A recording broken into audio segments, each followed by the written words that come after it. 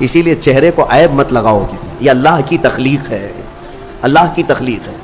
تم گالیاں دینے میں ایسے ہی کہہ دیتے ہو کہ ٹیڑھے چہرے والا، ہاں، نکٹا، کنکٹا، یہ سب الفاظ ایسے ہیں جو اللہ کی تخلیق کو تم گالی دے رہے ہو۔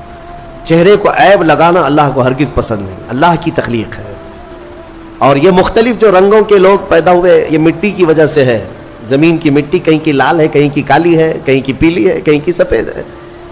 تو جس کے خمیر میں یعنی جس طرح کی مٹی زیادہ اثر کر گئی، وہ رنگ وہ لے کر کے آتا ہے۔ انسانوں میں بھی کچھ کالے ہیں، کچھ گورے ہیں، کچھ لال ہیں، کچھ سانولے ہیں، الگ الگ شکلیں ہیں، اور الگ الگ یہ رنگ جو ہے یہ مٹی کی وجہ سے ہے۔ مٹی کی خاصیت جس پر جیسی ہوگی اس طرح کا وہ رنگ لے آئے گا۔ ہاں، اسی لیے اس پر صبر بھی کر لے جاؤ جو رنگ تمہارے پاس ہے، کہ یہ ہماری خمیر میں ہے، یعنی ہماری سرشت میں اس کو داخل کیا گیا اس رنگ کو۔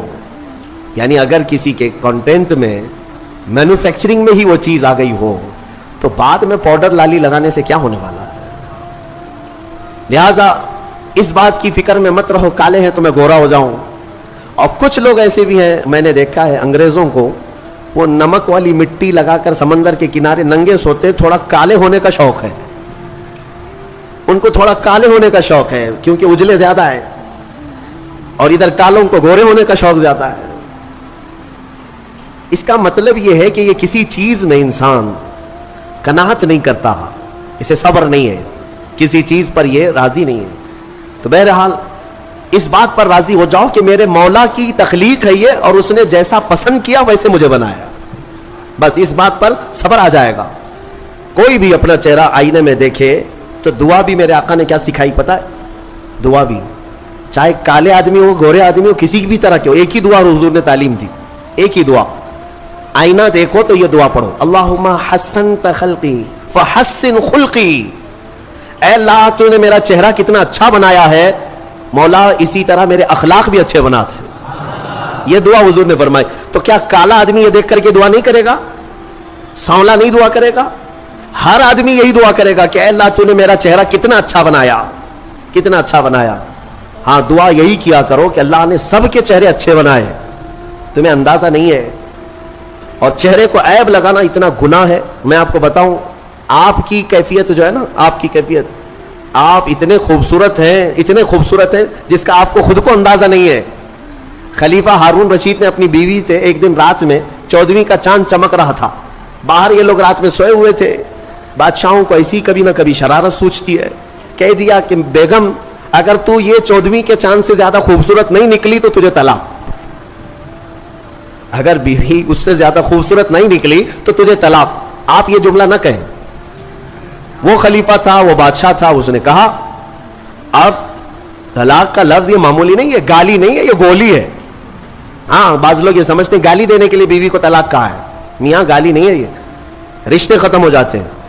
دوسرے دن یہ مسئلہ اٹھا، ملکہ نے، بیگم نے مسئلہ رکھا کہ آخر میری طلاق ہوئی یا پھر میں نکاح میں ہوں، یہ کیسے پتا چلے گا کہ میں چاند سے زیادہ خوبصورت ہوں کہ نہیں؟ یہ کون بتائے گا؟ تو بہت سارے علماء اس بحث میں مشغول ہو گئے، سبوں کو عاجزی آ گئی۔ بڑے فقیہ تھے اس زمانے میں، ایک بہت بڑے فقیہ، ان کے پاس جب یہ مسئلہ پہنچا، غالباً امام شافعی رحمۃ اللہ، تو ان کے پاس یہ مسئلہ پہنچا تو یہ جو بڑے فقیہ تھے انہوں نے پوچھا کہ کیا مسئلہ ہے؟ کہا کہ ایسے ایسے خلیفہ ہارون رشید نے کہا ہے۔ تو انہوں نے پورا مسئلہ سننے کے بعد کہا جاؤ طلاق نہیں ہوئی۔ کہا وہ کیسے؟ کہا اس لیے کہ زبیدہ ہی نہیں، بہت سارے لوگ چاند سے زیادہ خوبصورت ہیں۔ کیوں؟